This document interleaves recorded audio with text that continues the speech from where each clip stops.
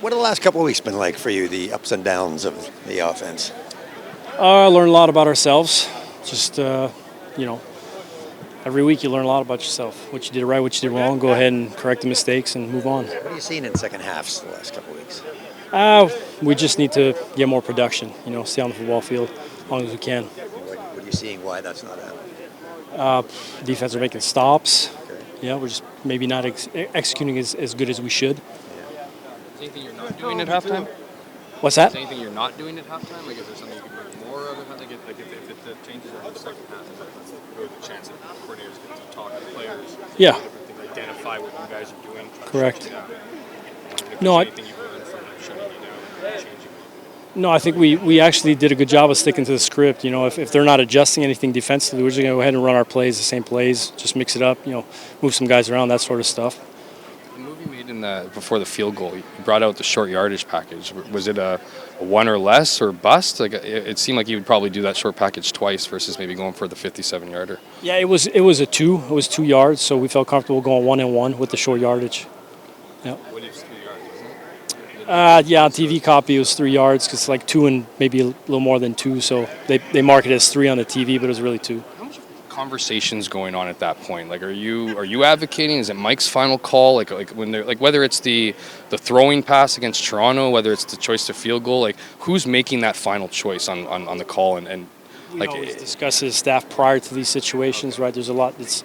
There's an infinite amount of situations, so it's hard to cover them all. At that point in time, I saw the spot myself, and then Osh confirmed it, so we were going short yardage. I don't think anyone will convince Mike to do something or convince him to say he won't do it, what he did. So I'm wondering if you're like that. Like, do you feel like you learned from, like, would you ever, like, put in that same situation? Would you throw the ball in a 6-point game? In this situation, like, would you kick the 57-yarder? Like, do you feel like or do you feel like that was the play, that's what I would do next time this happened? Whatever Osh chose was in the best intentions for the team, so I support that decision always. How much do you hear outside noise criticism of your play Try calling? not to listen to it. If you listen to it, you just get lost and you don't focus on what's ahead of you. When a play succeeds, we always assume it's a great call. When a play doesn't succeed, we assume it's not, but sometimes it is, and it's execution of players. So how do you kind of critique your own calls? How does that work? Well, you go back and look at the stats. Go back and look at what's working versus what the defense is giving you, right? More big picture, how would you say your offense has graded the first half of the season, and how much further do you want to see them get over the second half of the season? I think irrelevant, in terms of what game you're at, you just want to get better week in and week out. The process is we got to not repeat mistakes, clean it up every week, and just keep working to be 1-0 every week and just get better. So. But are you satisfied with them to this point this year? I think we've had some tremendous growth. So yes, I am. As long as we're not repeating mistakes and we're getting better, that's all that matters. At the end of the day, we got to get to where we need to be when it's crunch time in playoffs. Obviously, the goal come playoffs will be to be a dominant offense. Are you confident you can get there?